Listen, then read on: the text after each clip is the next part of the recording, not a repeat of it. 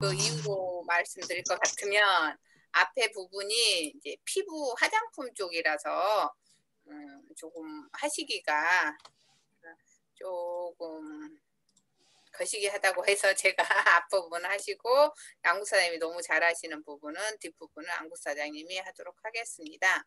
그럼 시작하도록 하겠습니다. 오늘은 9강이고요. 9강입니다.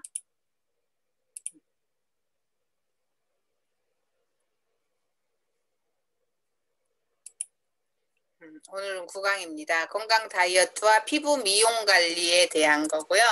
이 부분에 대한 마지막 파트고 이제 책 중에서 세 번째 책이에요.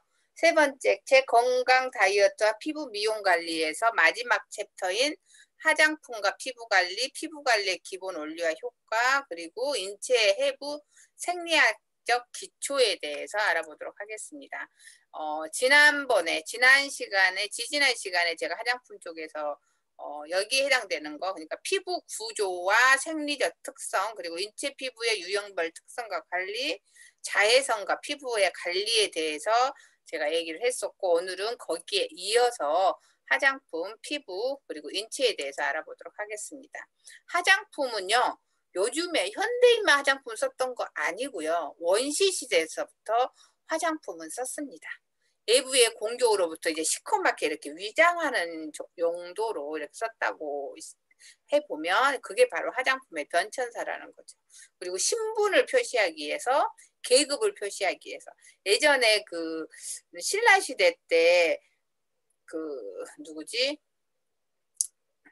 그 어린 청년들이 이렇게 분장하고 했잖아요. 그것도 또한 신분과 계급, 그리고 종족, 남녀를 구분하기 위해서 아주 옛날부터 화장은 시작됐었고요. 인류 최초의 화장은 우리 이집트 보잖아요. 이집트에서 시작을 했다고 합니다. 그리고 BC 7500년 마지막 여왕인 클레오파트라에 의해서 집대성된 게 바로 화장품이고요. 그리스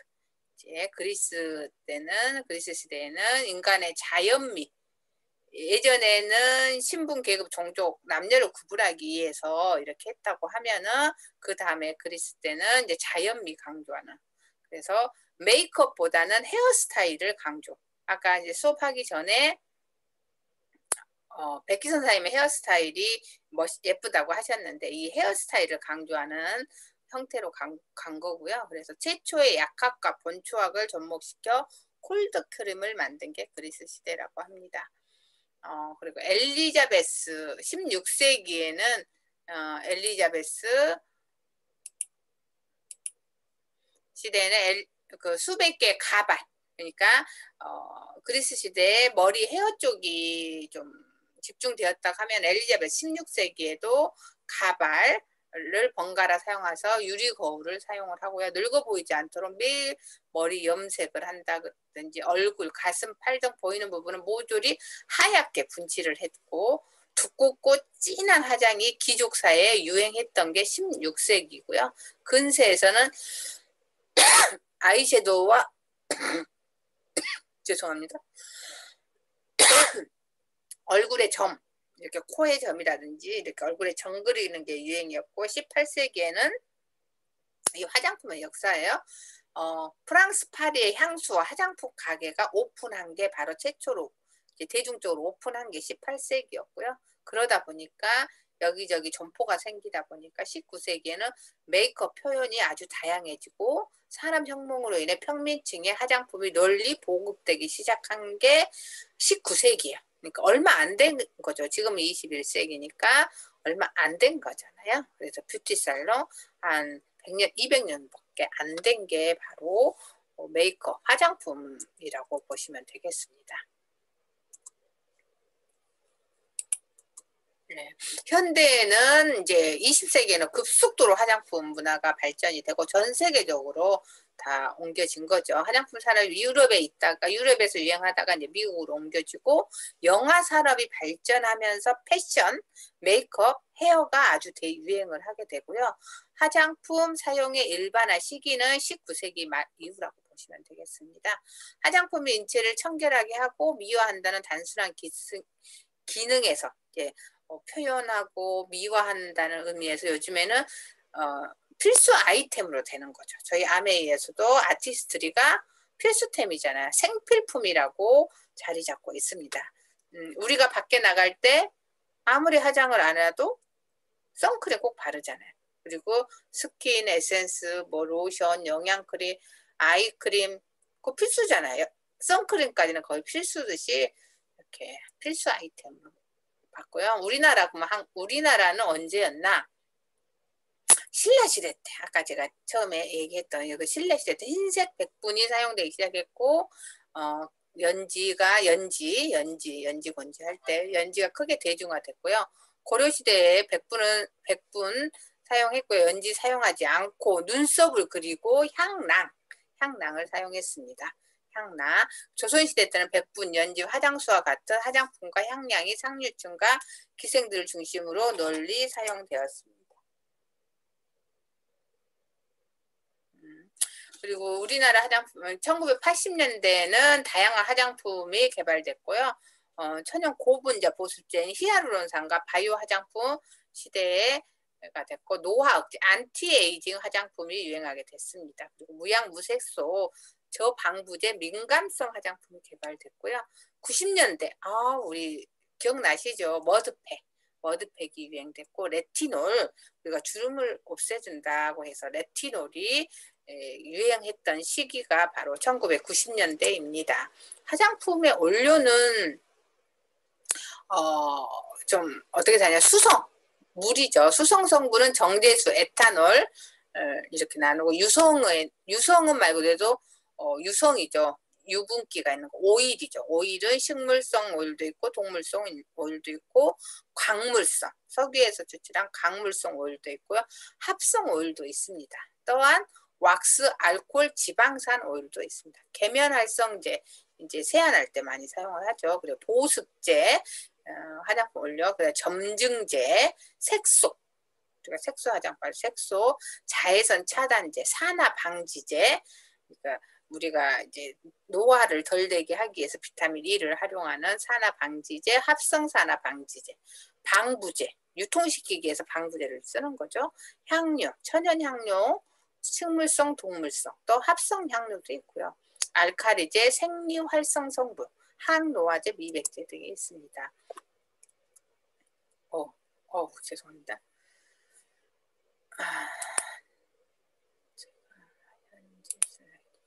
화장품의 원료는 원료의 기준과 명명 표기를 할 때 INCI와 INCI 명칭이 있어요. CTFA.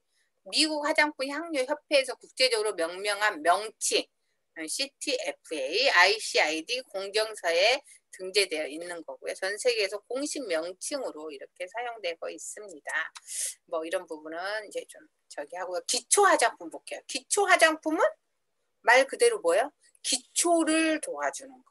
우리가 기본적으로 세안하고 바르는 기본적인 걸 말을 하는데요. 피부의 청결, 보호, 건강 유지를 위해서 꼭 필요한 거죠. 그래서 꼭 필요한 게 뭐예요? 일단 세안을 해야죠. 피부가 더러워져 있으니까. 우리가 돌아다니거나 집에 가만히 있어도 피부에 이제 노폐물이라든지 바이러스, 세균, 먼지랑이 잔뜩 쌓이기 때문에 이렇게 이 더러운 것을, 또 메이크업, 찌꺼기, 노폐물을 제거하기 위해서 세안이 꼭 필요하고요. 기초 화장품 세안, 피부 정도. 그러니까 세안에 의해서 pH가 우리가 약산성이어야 되는데 알칼리로 올라가 있는 경우가 많죠. 그랬을 때 수분과 유분을 공급해서 피부결도 정돈을 하지만 pH를 정상으로 약 알칼리로 만들어주는 것도 피부 정돈에 해당되는 거고요. 피부 보호를 위해서, 그러니까 피부가 너무 이게 땅 갈라지듯이 너무 건조해서 이 건조함을 막아주고 피부의 윤태, 그 다음에 더위, 추위, 공해 등으로부터 피부를 보호하고 세균 침입으로부터 방지하기 위한 거에 이제 바로 기본적인 기초 화장품이라고 보시면 되겠습니다. 그럼 기초 화장품의 종류는 세안 화장품, 폼크렌징이라고 우리가 얘기를 하죠. 그 다음에 화장수, 스킨이라고 얘기하고, 로션, 그 다음에 크림, 영양크림이라고 얘기하죠. 그 다음에 에센스, 포인트죠. 그 다음에 팩까지를 이제 기초 화장품이라고 합니다. 세안 화장품은 피부 분비되는 피지와 땀, 시간에 따라 더러워지는데 그 부분을 깨끗하게 해주는 게 세안 화장품이죠. 혈관 수축, 순환 장애, 모공 막힘 이런 것도 이제 다 풀어줘야 되죠. 산소와 영양 공급 차질에 이제 그 밸런스를 맞춰주는 거고요. 피부에 더러워져 있는 거죠. 그러니까 수성의 더러움, 먼지, 땀, 피지 등은 수성이고요. 유성은 메이크업 제품 같은 경우, 그 다음에 우리 공기 중에도 유분기가 있는 것들이 있잖아요. 유성 성분이 있는 것들도 피부의 더러움을 깨끗이 씻어줘야 되죠. 그러니까 폼 클렌징 같은 경우 수성과 유성을 모두 다 깨끗하게 지워지기 위해서 그 폼 클렌징의 역할이 있습니다. 그리고 제형으로 보면은 폼 클렌징 우리가 써보셨을 거예요. 씻어내는 타입도 있고요. 이제 그걸 폼이라고 부르죠. 폼 클렌징 폼, 페이셜 스크럽 뭐 이런 형태로 얘기하고 닦아내는 거 클렌징 크림이라고 그러죠. 클렌징 크림 또는 로션, 워터, 젤이라는 형태로 쓰고 있습니다. 모두 다 쓰고 계신가요? 클렌징 크림 닦아내죠. 그다음에 로션도 클렌징 로션도 마찬가지고요. 클렌징 워터 우리 워터라고 해서 이걸로 세안하는 게 아니라 워터 형식으로 해서 닦아내는 기본적인 1차 세안제라고 보시면 되겠습니다.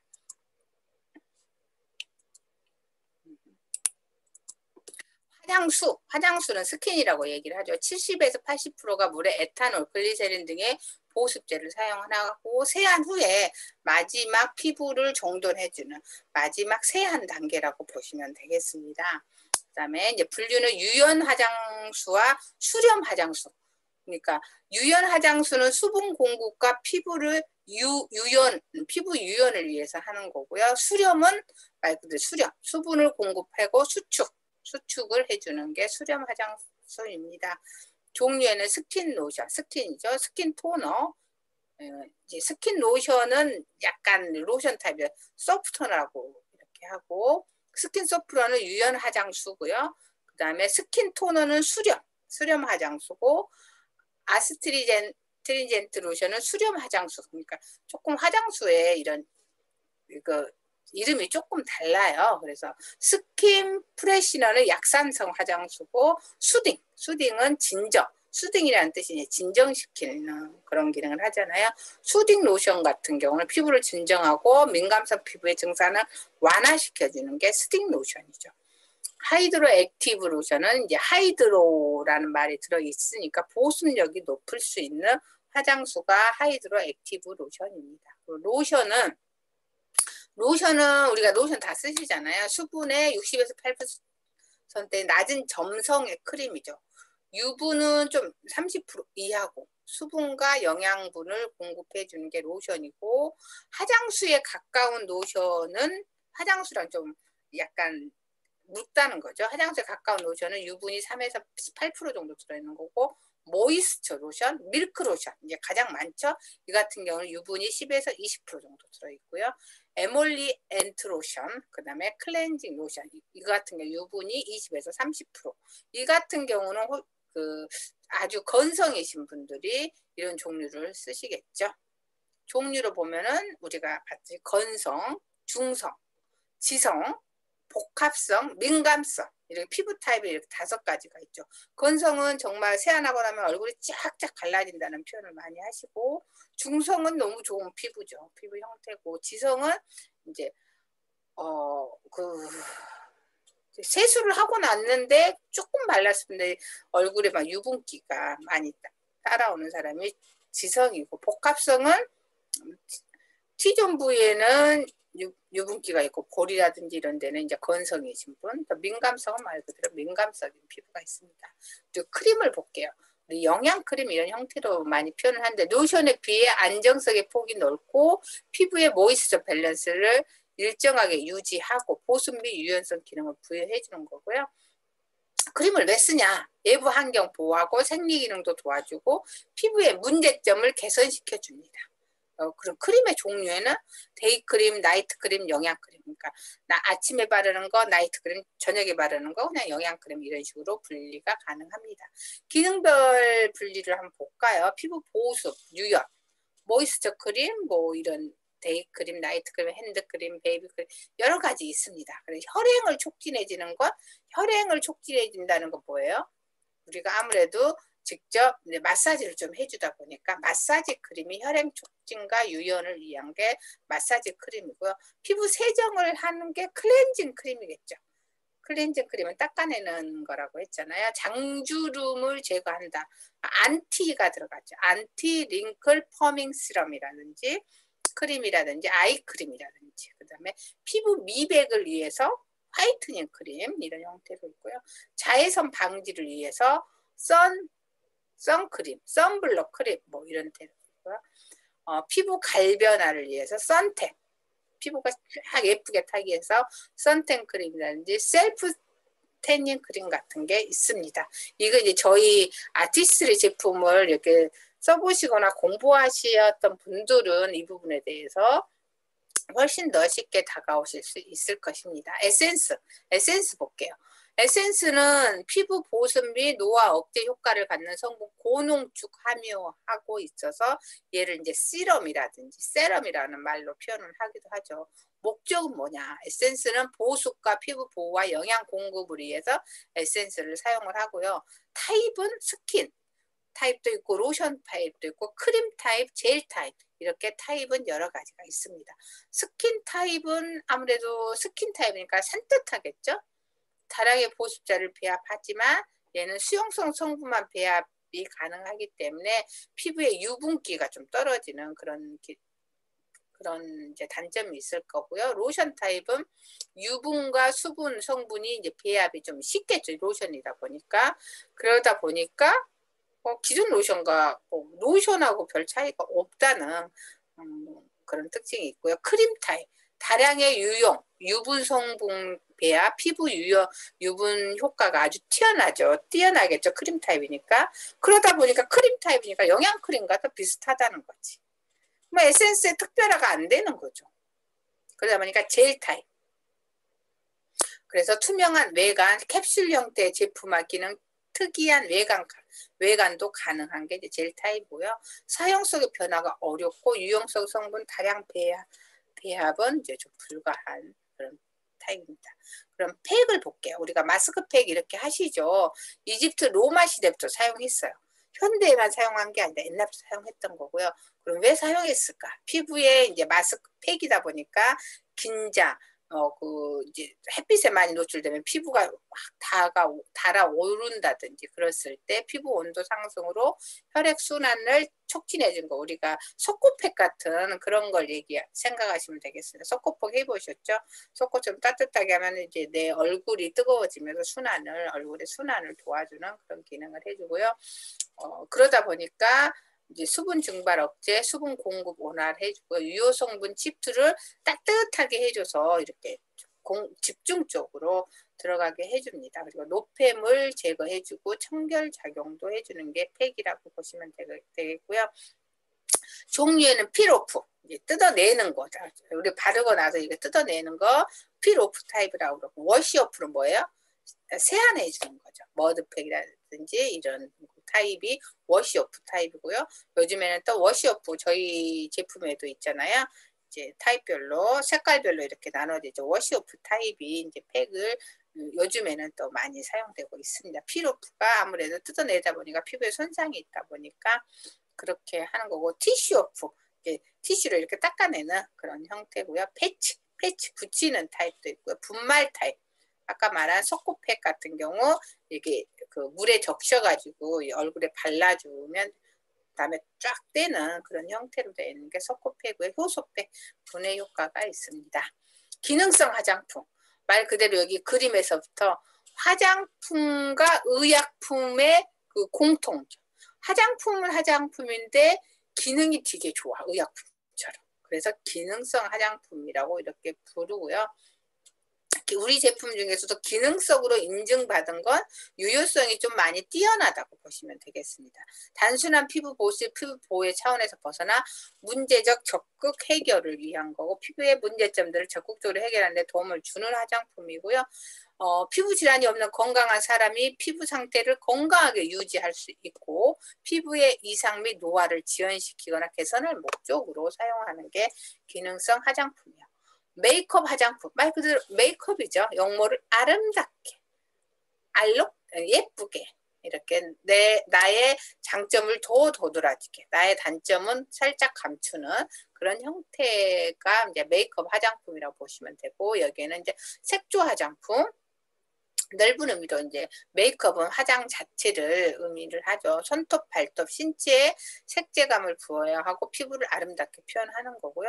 그러다 보니까 이 건강관리사라는 자격증을 미용실이라든지 메이크업 하거나 네일, 손톱, 발톱이 네일을 하시는 분들도 많이 이 건강관리사 자격증을 따는 이유가 이런 것 때문입니다. 이 부분에까지도 다 결국은 나의 피부, 화장품이라는 용도에서 그리고 건강에 관한 걸로 같이 포함되어 있기 때문입니다.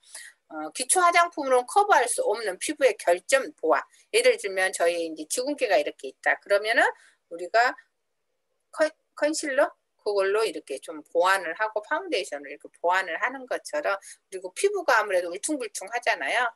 이제 피부 결이 좀 고르지 않을 때 이제 그 CC라든지 프라이머를 이용을 해서 골고루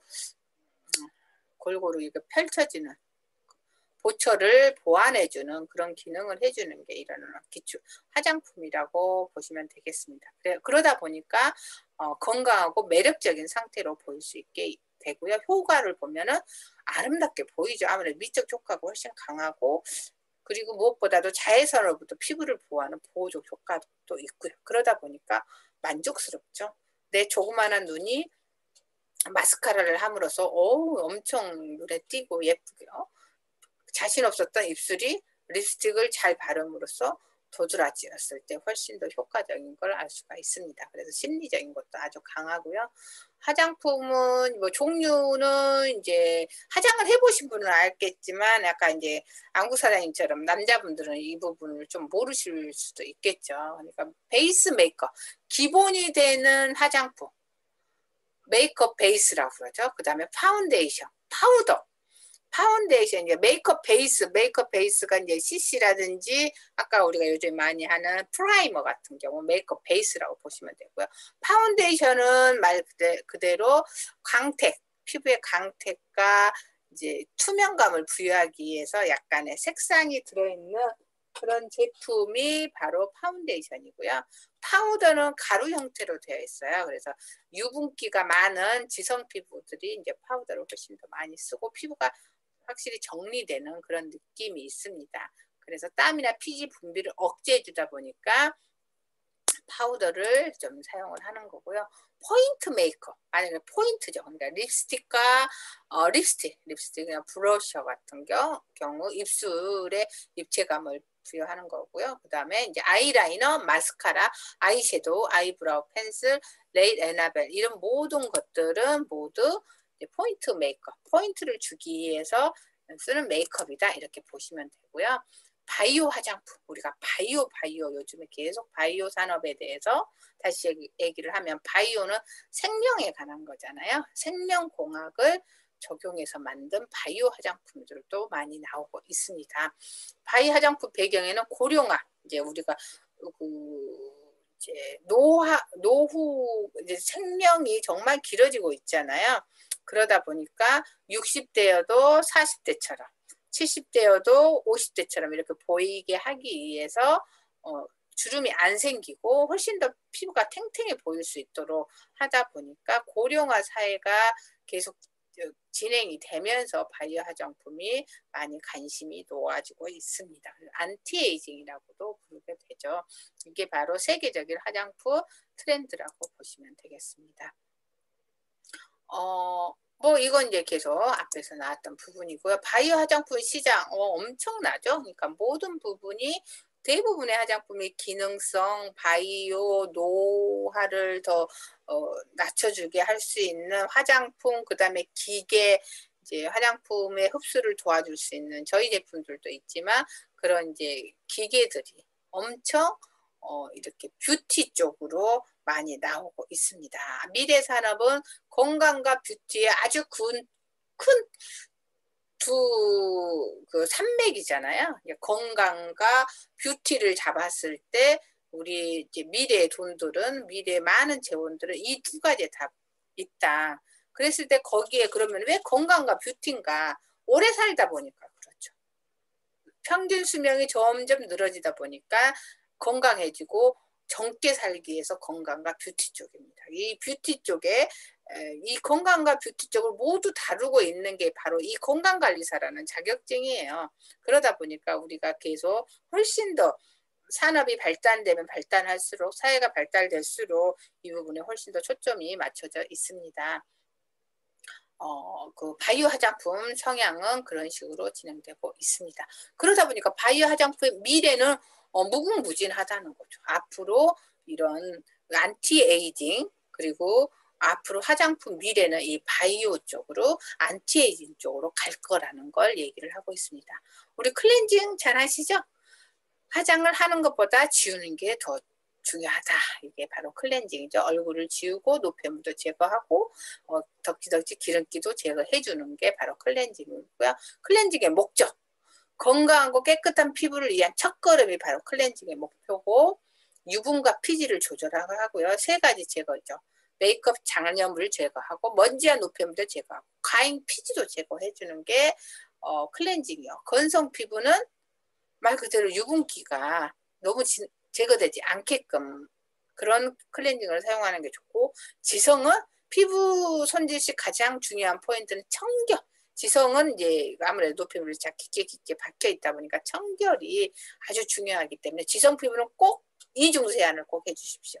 건성 피부는 뭐 어쩔 수 없이 1차 세안만 하시더라고 지성 피부는 꼭 이중 세안을 적극 추천합니다.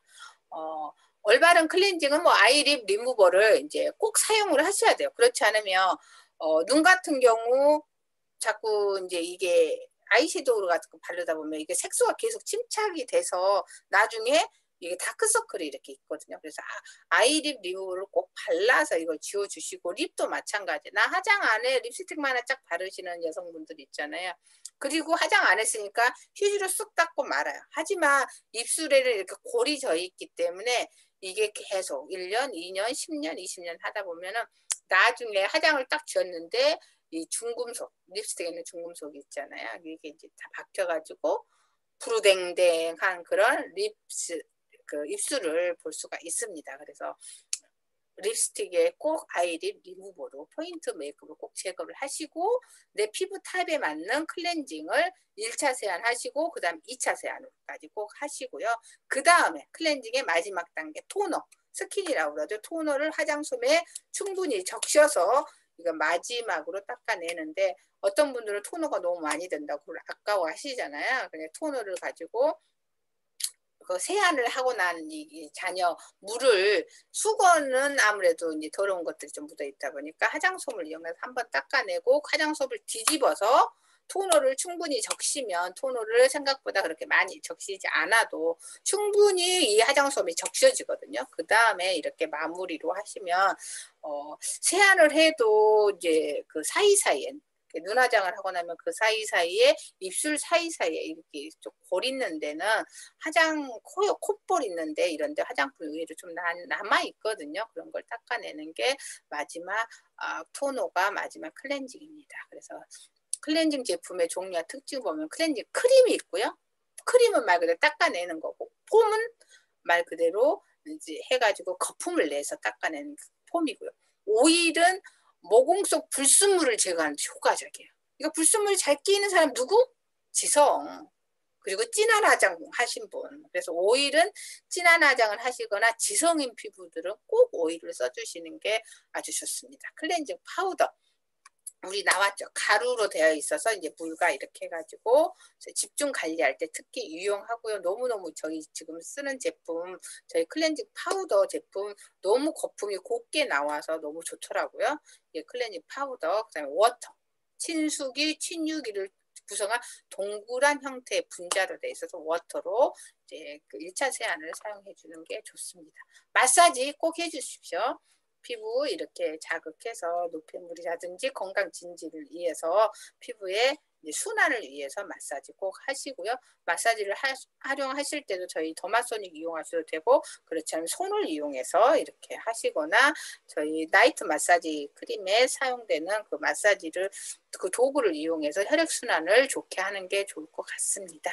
마사지는 이제 손바닥으로 이제 하는 게 있고, 유연법이라고 해서 손으로 짜듯이 주무르는 기술이 있고요. 고타법, 양타법이라서 이렇게 두들기는 거 있잖아요. 그게 바로 마사지이고요. 압박법, 일명 누르기죠.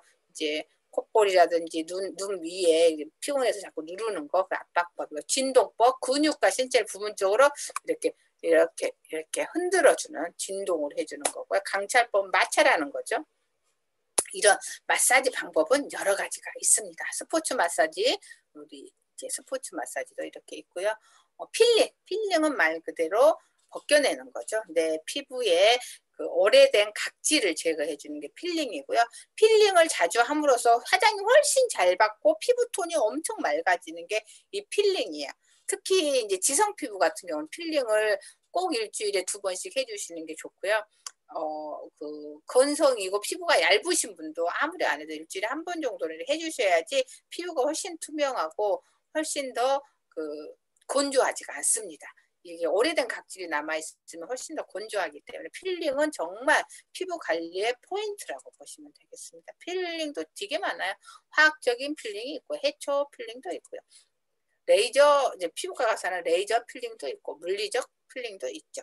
하지만 최소한 내 피부를 손상시키지 않는 방법에서 필링을 하시는 게 훨씬 더 좋겠습니다. 그리고 아로마 테라피라고 해서 향과 치료, 아로마와 테라피를 합쳐진 게 아로마 테라피인데요. 이건 신경 전달 물질과 호르몬 분비를 조절을 해주고 순환 기능을 자극해주고 생체 면역 기능 활성화, 그다음 뇌 중추 기능, 그러니까 그 향으로서 이런 기억력도 향상시키고 잠도 피부가 이렇게 릴렉스가 되면서 숙면도 취할 수 있는 게 아로마 테라피고, 이제 아토피 피부염 같은 경우는 진정시켜주면서 훨씬 더 효과가 있는 게 아로마 테라피입니다. 아로마 테라피의 그런 특징도 있으니까 저희 제품에서도 이제 아로마를 활용할 수 있는 그 오일이 있잖아요. 로즈마리와 그 2가지가 있죠.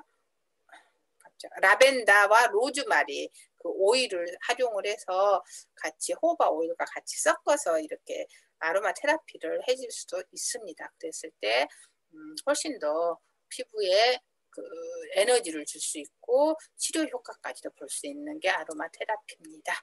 아로마 요법은 이제 고대로부터 시작이 됐습니다. 이제는 저는 여기까지 하고요. 인체 해부 생리학적 기초는 안국 사장님이 이어서 하도록 하겠습니다. 네, 감사합니다.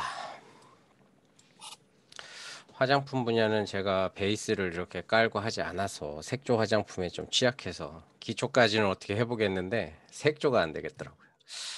클렌징도, 네. 클렌징은 저는 하나만 하고 있어서 클렌징 폼을 써보질 않아서 오늘 박지원 사장님한테 부탁을 드렸고, 저는 이제 인체 관련해가지고 인체 해부 생리학적 기초거든요. 조금 어려워요. 그래서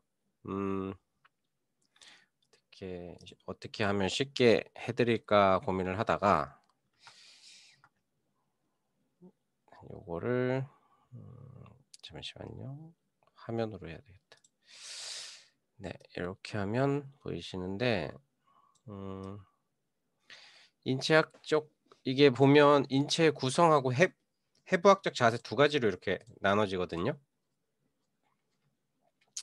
인체 구성은 뭐 다 보시는 것처럼 똑같은데 뭐 모르시는 부분이 어디가 있을까요?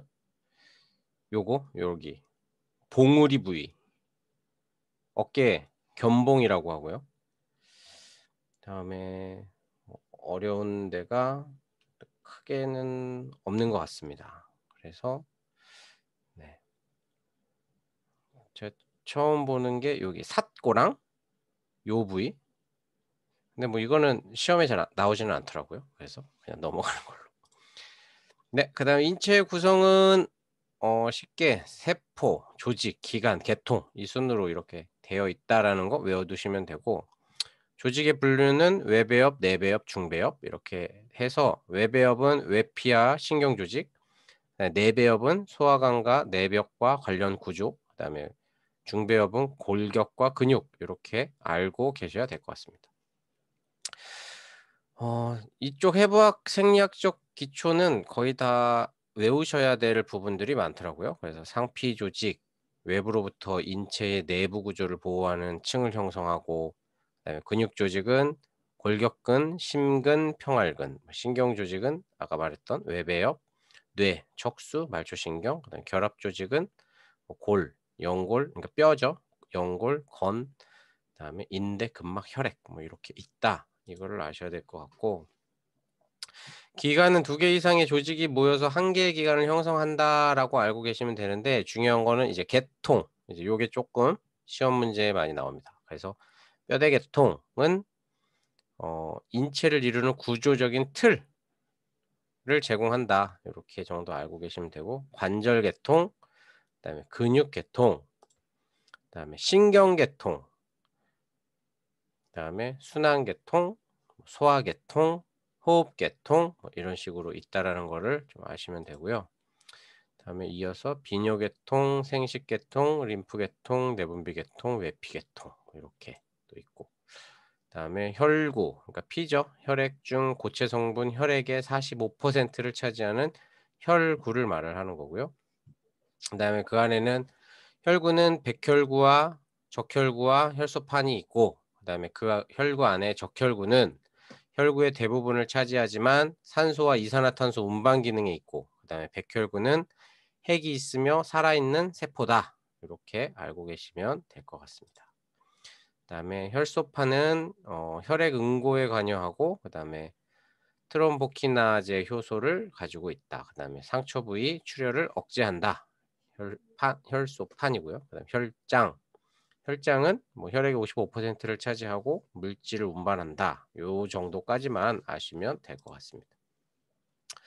그래서 요거는 표 그래프로 해 가지고 어떤 혈구에 대해 가지고 적혈구는 핵이 없고 백혈구는 핵이 있고 혈소판은 핵이 없고 뭐 이런 식으로 표 나와 있는데, 요거는 어 시험 문제에는 나오지 않는 것 같고요. 한번 읽어 보시면 될 것 같습니다.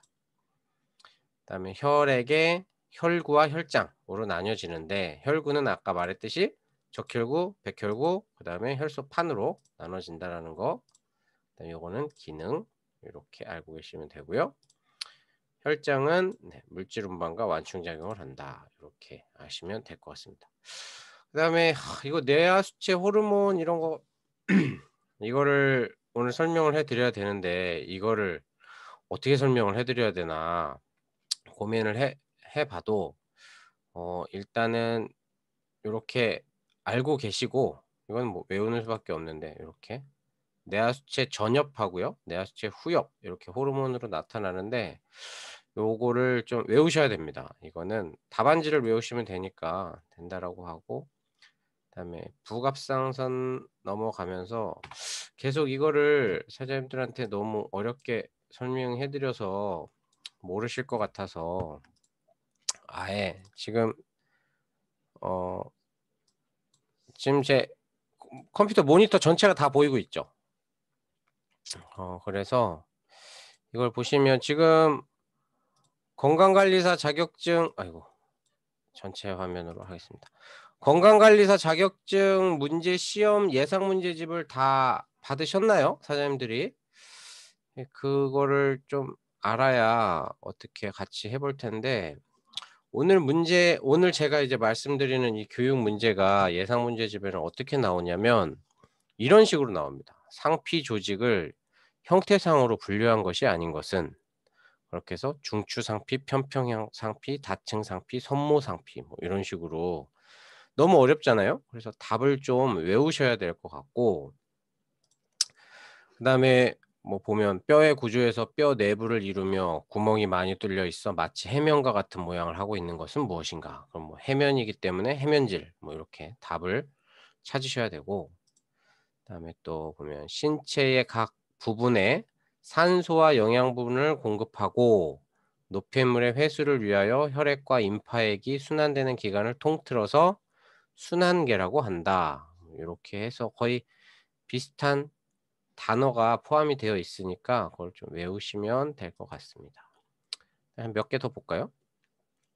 뭐 우리 몸의 근육계통에 대한 기술로 타당하지 못한 것은 해서 어 답은 2번이고 불수익은 얼굴이나 팔, 다리 근육처럼 사람의 의지에 의해 마음대로 움직일 수 있는 근육이다. 요게 잘못된 거고요.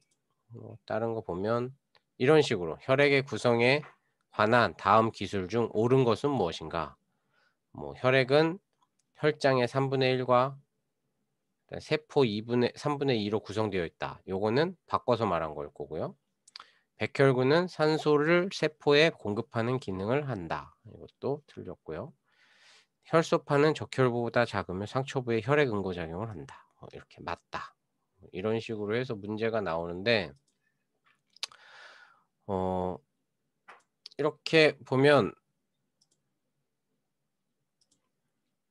이렇게 문제가 지금 현재 제가 계속해서 교육은 하는데 일단 저희가 좀 이게 자격증을 따려면 좀 어려울 것 같다라는 생각이 들긴 해요. 근데 이 코로나가 위기가 기회라고 지금 자격증 시험을 온라인으로 봅니다. 가서 보는 게 아니고.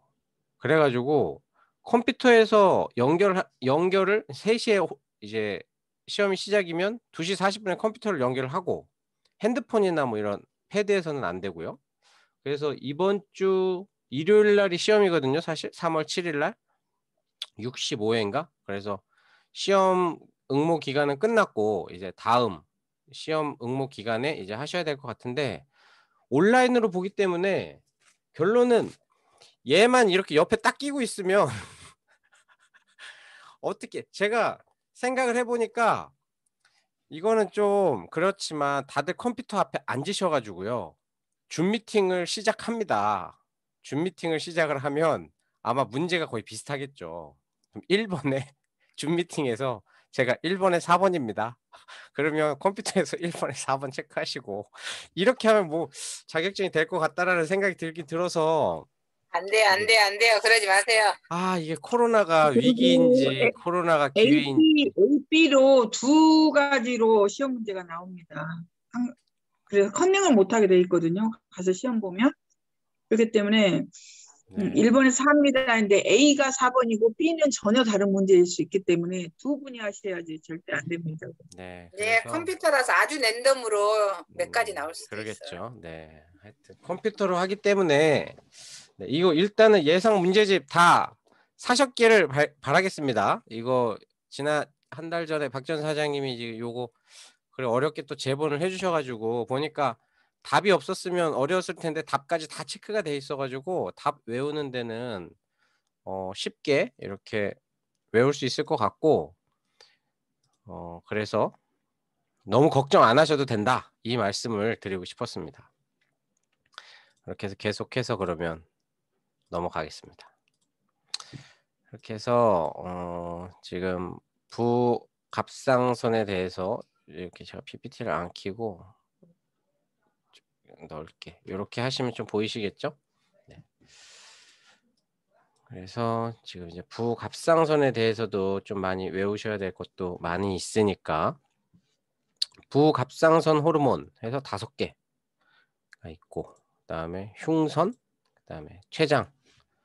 췌장에는 글루카곤, 인슐린, 랑게르한섬 이거 뭐 말하기도 어려운 건데 이렇게 보시면 저희가 지금 이거는 PPT 오늘 강의 끝나면 또 바로 PDF 파일로 핸드폰에서 보실 수 있게 올려드리고 있으니까 자세하게 한번 읽어 보셔야 됩니다. 이거는 제가 뭐 아니면 박지현 사장님이 지금 뭐 김유진 사장님이 정지영 사장님이 뭐 이렇게 강의를 해 주신다 그래 가지고 이게 사실 머릿속에 쏙쏙 들어가는 것도 아니고 그다음에 지금 아마도 또 컴퓨터 비디오를 끄고 계신 분들은 대다수가 누워 계실 텐데 누워 가지고 공부한다는 것도 말도 안 될 것 같고 해 가지고 이거를 한번 PDF로 꼭 읽어 보시기 바라고 그다음에 이렇게 쭉 넘어가면 지금 현재 오늘 해야 될 것만 한 67 페이지, 80 페이지 정도 되는데 이거는 이렇게 한 번씩 쭉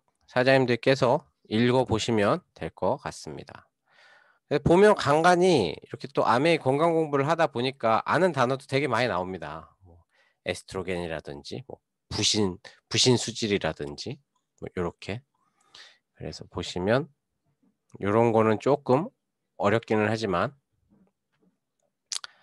네, 이렇게 난소 쪽에서는 에스트라디올, 프로게스테론 뭐 이런 식으로 해가지고 어려운 단어들이 많이 나오는데 다행히 시험 문제는 나와 있지는 않습니다. 그래서 걱정하지 마시고 시험 문제 답안을 중심으로 이렇게 열심히 외우시면 될 것 같습니다. 그래서 제가 오늘 이거 공부를 하면서 신체 부위 관련해가지고 뉴트리를 어떻게 적용을 해볼까 했는데 뉴트리를 적용할 수 있는 게 하나도 없더라고요. 그래가지고 화장품이면 아티스트리로 이렇게 어떻게 해볼까라고 했는데 화장품 분야를 아티스트리를 제가 또 많이 쓰지를 못해가지고 그래서 오늘 박지원 사장님한테 화장품에 대해서 말씀을 드렸고 그다음에 요거는 네 아까 시험에 나온 것처럼 교감신경과 부교감신경은 이렇다 이렇게 외우셔야 되는 거고요. 그래서 뭐 교감신경은 응급사태에 대응하는 신경계다. 그다음에 심혈관계 활동을 증가시킨다. 심근의 수축력을 증가한다. 그다음에 혈압을 높인다. 요거는 교감신경이다. 교감신경 중 아닌 것은 뭐 이런 식으로 나오고 있었고요. 부교감신경은 보시는 것처럼 네 이렇게 보시면 될 것 같습니다. 뭐 이런 식으로 해서 시험 문제가 반영이 되어 있습니다. 그래서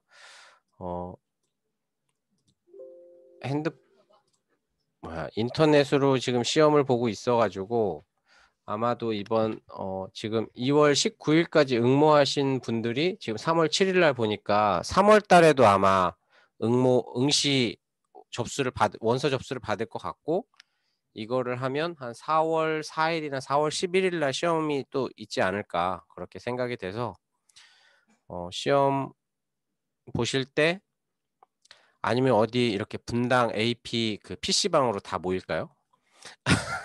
그렇게 해가지고 시험을 보는 방법도 있을 것 같습니다. 네. 그렇게 해서 오늘은 건강 강의를 그래도 박지원 사장님께서 3분의 2를 다 해주셔가지고 오늘 편안한 강의를 제가 할 수 있었는데요. 네.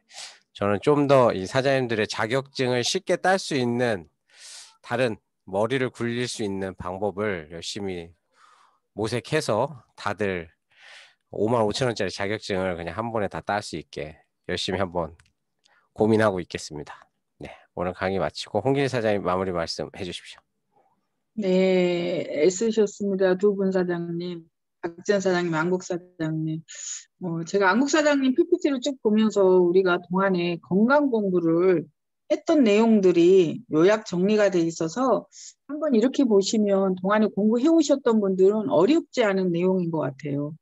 그리고 제가 이렇게 눈에 띄는 것 중에 혈소판이 보이는데 투석을 하게 되면 혈소판이 결국 그러니까 부족하게 되는데 혈소판이 부족하면 자기도 모르게 혈관들이 터지는 거예요. 그래서 하혈을 하거든요.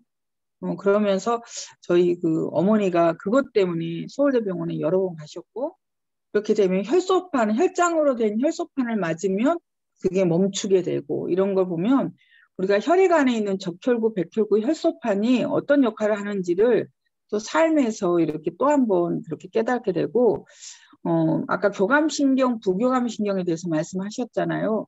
제가 볼 때 현대인들의 가장 큰 문제가 교감신경과 부교감신경의 밸런스가 깨져서 생기는 것들이거든요. 그게 깨지다 보니까 결국 자율신경이 실조가 되는 거예요.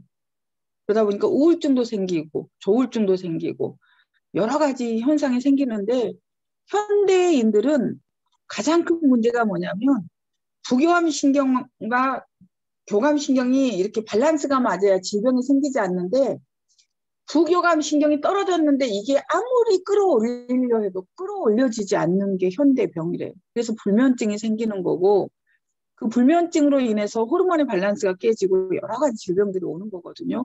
그런 걸 보면서 우리가 정말 조금씩 공부했던 것들이 정말 우리 생활에 유익하구나. 그래서 많은 분들이 정말 큰 질병에 걸려서 오시면 제일 그분을 위해서 노력해 해야 되는 것 중에 1번이 뭐냐면 잘 주무시도록 하는 거예요. 특히 성장 호르몬이 나오는, 우리가 어른이지만 성장 호르몬이 나오는 11시부터 2시까지가 잘 숙면이 되시면 그분들은 암이라든가 어떤 정말 큰 질병에 노출되지 않는다는 거를 제가 많은 경험을 통해서 배웠고 책을 통해서 알았거든요. 그래서 이런 공부를 해놓으면, 그리고 아까 보니까 비타민 D 뭐 이렇게 나오는 거는 또 우리 박 전 사장님이 건강관리사 그 8주차에서 굉장히 강조한 내용이 또 거기에 나오더라고요. 이런 것처럼 우리가 공부를 꾸준히 하면 정말 이런 모양 저런 모양으로 계속 듣다 보면 어느 날인가 정말 웬만한 의사 선생님하고 진짜 맞먹을 정도의 그런 실력이 또 우리가 갖추어지는 걸 느끼고, 현장에서 많은 분들이 사실 의사 선생님한테 가면 그냥 처방만 받는 거거든요. 대증요법에 대해서. 근데 실질적으로 내 질병의 원인을 찾아가고 그걸 해결하는 거는 우리 같은 건강관리사가 해야 되는 일이라고 생각을 합니다. 근데 의사 선생님들도 하루에 봐야 되는 환자 수가 결정이 돼 있어서 정말 자세히 그분이 스스로 건강을 찾아가게끔, 왜냐하면 우리 안에는 100명의 의사 선생님이 계시잖아요. 내분비과 의사 선생님도 계시고 외과, 내과, 뭐 순환기과, 그 의사 선생님들이 스스로 작동하도록 도와주는 것, 그게 우리의 정보이고 또 우리의 건강보조식품이라고 생각합니다. 그래서 이런 것들을 그냥 자격증을 딴다 의미가 없어요. 제가 운전면허증을 땄지만 운전을 못하잖아요.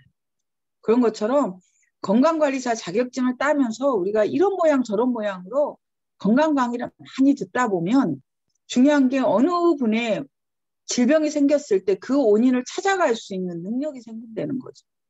원인을 알면 우리가 그 문제를 해결할 수 있는 또 해결력이 여러 가지 뭐 정보가 많잖아요. 그래서 그런 걸 있을 수 있다고 생각합니다. 그래서 밤늦게까지 이렇게 공부하시는 우리들이 대단하고요. 오늘 아침에는 비가 왔는데 오다 보니까 지금 눈사라기가 많이 오고 있더라고요. 눈이 오고 있습니다. 그래서 내일 아침에 운전 조심하시고, 오늘 PPT를 이렇게 보면서 다시 한번 내가 요점 정리가 되겠구나, 여지껏 공부한 게, 이런 생각이 들었습니다. 그래서 단순한 자격증도 중요하지만 자격증을 가지고 우리가 잘 활용할 수 있게끔 하려고 하면, 저는 그렇게 했거든요. 인터넷 같은 데 보면 건강에 관련된 정보가 오면 우찌됐건 다 읽었어요. 읽다 보면 콩나물에 물을 주면 물이 쑥 빠지지만 콩나물이 자라는 것처럼 내가 그런 정보를 눈팅으로라도 읽고 나면, 중요한 거는 내가 어떤 환자를 만나거나 정말 안타까운 질병에 노출되신 분을 만나면 그분을 해결할 수 있는 정보를 우리가 나눌 수 있다는 것. 그게 우리가 뭐 WX를 팔고 유산균을 팔고 그 문제가 아니고 정말 그분들의 문제를 해결해 줄 수 있는 우리한테 힘이 있다는 것, 정보가 있다는 것, 그게 굉장히 감사했거든요. 그래서 오늘 이런 건강관리사를 계기로 자격증을 따고 내가 공부를 하게 되면 혼자 먹고 사는 건 다 할 수 있잖아요. 그죠? 근데 어차피 한번 태어난 인생 누군가한테 도움이 될 수 있는 인생이 될 수 있다는 게 멋지지 않아요? 저는 그거라고 생각하거든요. 단순하게 우리가 제품을 전달해서 PB를 올려서 내가 보너스를 받고 핀이 올라가고, 그것보다 더 중요한 거는 내가 사랑하는 사람들, 가족들, 이웃들, 또 내가 모르는 그 누구한테 이익이 될 수 있는 사람이 된다는 것. 그게 엄청난 정말 자랑스러운 일이라고 생각합니다. 그래서 아무튼 시험에도 꼭 합격하시고, 근데 꼭 한두 명이 떨어지시더라고요.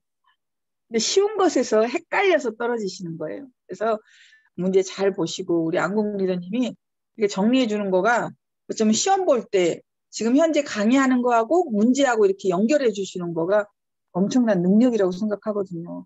그래서 우리가 마지막에 문제풀이도 할 거니까 걱정하지 마시고 오늘 굿밤 되시고요. 3월에도 멋진 우리 됐으면 좋겠습니다. 빠이 화이팅, 홍길이 화이팅, 말하는 대로 된다.